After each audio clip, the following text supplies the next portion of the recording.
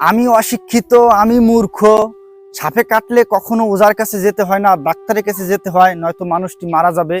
আর যদি ওঝার কাছে গিয়ে কোনো মানুষ বেঁচে আছে তাহলে বুঝতে হবে ওই মানুষটিকে বিষ সাপ কামড়ায় নাই। এরকম অনেক কমেন্ট গতকাল ভিডিওতে। কারণ গতকাল এক দাদাকে সাপে কাটছে, এরপরে তাকে নিয়ে মোটরসাইকেল করে যে মহিলা সাপের বিষ কাটে তার কাছে গেছে, একটি ভিডিও আপলোড করেছি।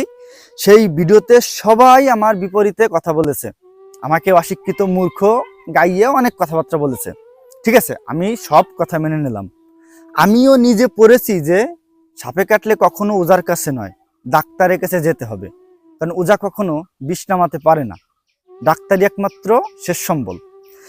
এই কথাটা আমিও পড়েছি, আমিও বিশ্বাস করি। কিন্তু আমাদের এখানে যে ঘটনাগুলো ঘটে সেই ঘটনা আপনাকে শুনতে হবে, আপনাকে জানতে হবে, তারপরে আপনার এই ধরনের মন্তব্য করতে হবে।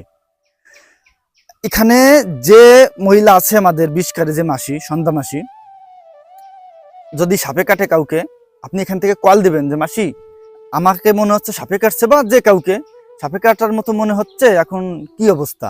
উনি ওখান থেকে বলে দিবে যে সাপে কাটছে কি কাটে নাই। যদি বিষ সাপে কাটে বলবে তাড়াতাড়ি নিয়ে আয়, আর যদি কোনো বিষ সাপ না কাটে বলবে তোর আশা লাগবে না। উনি কি করে জানে যে তাকে বিষ সাপে কাটছে?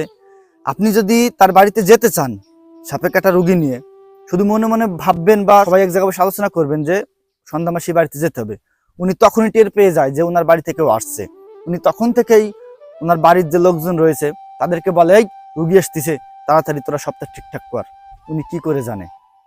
প্রতিটা দিন ওনার বাড়িতে রোগী যায়, সাপে কাটা রোগী। এই যে বর্ষার সময় এখন সাপগুলো বাড়িতে উঠে আসছে, আর গ্রামে এখনই মানুষকে বেশি সাপে কাটে। আর এই সময় প্রতিদিন তার বাড়িতে 5, 7, 10 জন করে রোগী আসে। কেন আসে? আপনারা বলেন যে তুমি জানো না ওটা বিষ সাপ ছিল না। বিষ সাপ আমাদের চেনান, আমরা গ্রামের মানুষ, কোনটা সাপের কোন সাপে বিষ নেই এটা আমরা খুব ভালো করে জানি, আর কোন সাপে বিষ আছে এটা আমরা ভালো করে জানি। এরপরে কমেন্টে বলেছেন যে সব সময় সাপে কামড়ালে বিষ দেয় না, এটাও আমি জানি যে কামড় দিলেই সাপের বিষ ঢোকে না। কিন্তু আপনি কতগুলো মানুষকে সাপে কামড়ালে বিষ ঢুকবে না বলেন? হাজার, লাখ, কত বলবেন?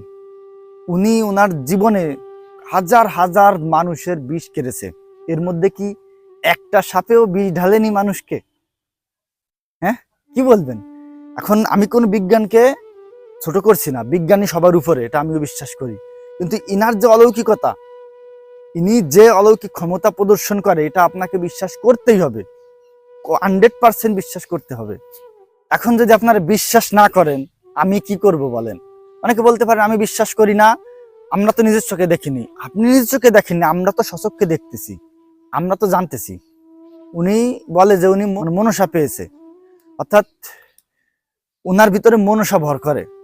এটা কুসংস্কার বলতে পারেন, কিন্তু যারা হিন্দু ধর্মের বিশ্বাসী রয়েছেন তাদের তো ভাই এটা অবিশ্বাস করার কিছু নেই। উনার বাড়িতে হিন্দু, মুসলমান, বৌদ্ধ, খ্রিস্টান সকল সাপে কাটা রোগী আসে। বিশ্বাস না করলে কিচ্ছু করার নেই, আপনাদের এখানে আসতে হবে, সচক্ষে দেখতে হবে যে কেমনে কি করে, তারপর আপনারা বুঝবেন যে আসলে কেমনে এগুলো সম্ভব। আমিও পড়ালেখা করেছি, আমি অশিক্ষিত না রে ভাই, আমি সবই জানি, কিন্তু তারপরেও এটাকে বিশ্বাস করা ছাড়া কোনো উপায় নেই। আপনারা যতই খারাপ কমেন্ট করেন, যা ভাবেন, অলৌকিকতা, আমি বলবো অলৌকিকতা, আপনারা এসে টেস্ট করে দেখতে পারেন, পরীক্ষা করে দেখতে পারেন। পরীক্ষা করতে আসলেও আপনি বেশি কথা শুনবেন, কারণ উনি টের পেয়ে যাবে যে আপনি তাকে যাচাই বাছাই করতে আসছেন। ঠিক আছে, বিশ্বাস করলে তাল গাছ, না করলে